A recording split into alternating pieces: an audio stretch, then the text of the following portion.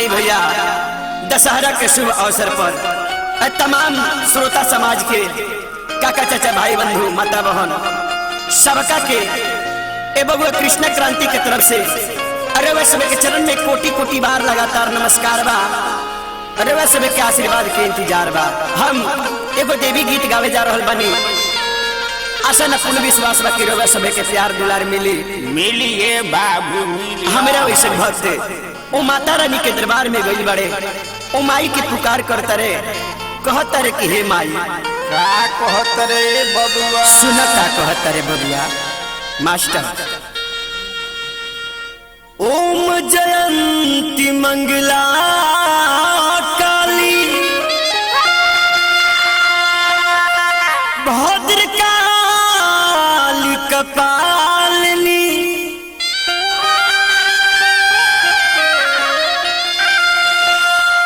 दुर्गा क्षमा शिवा धात्री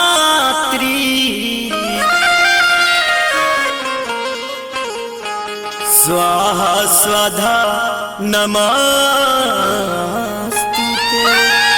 हक कहता रे माई से हे माई कहाँ देरी कर मनसा के कलसा धोई के अरे लगवनी धिया नमाय माई अरे जब याचियो दे दो दर्शन माय माई जाओ पूजले चरण माय माई दे दो दर्शन माय माई ओइनी शरण माय माई मनसा के कलसा धोई के मनसा के कलसा धोई के लगवनी धिया नमनु दे दो दर्शन माय मैया ओइनी शरण मानु हो।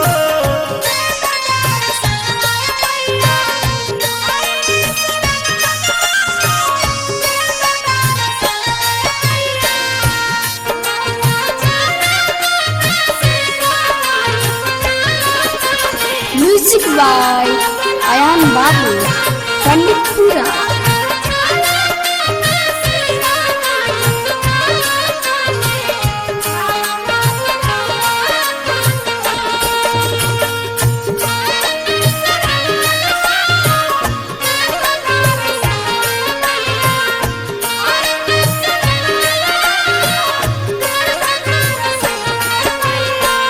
सुन ले कि माई का दून हो बड़ा दानी हमरो पदाया करो तब हम जानी।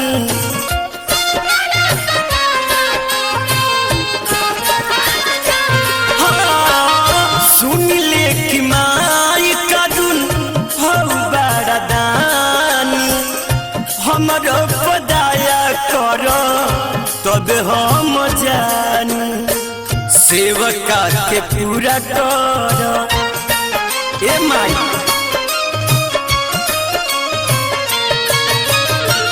सेवका के पूरा करो सेवका के पूरा करो सब यार मनवा हो दे दादा रसनमा मैया बुझले चरण मानु हो।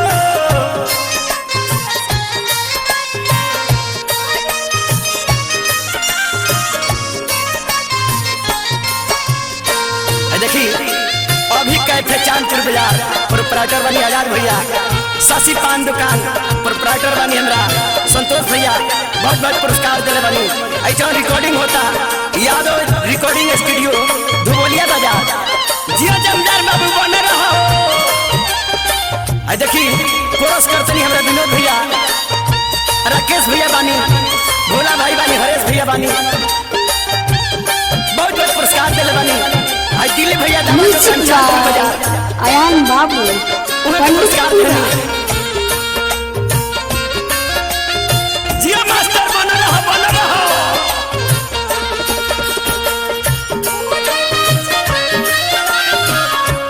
अरे जियो विनोद बाबू बना रहा हो।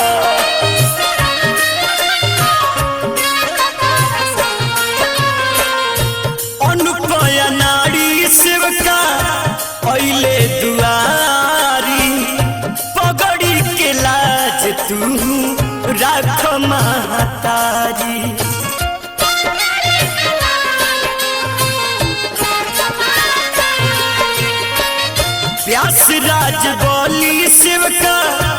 अइले दुआरी पगड़ी के लाज तू राख महतारी कृष्ण क्रांति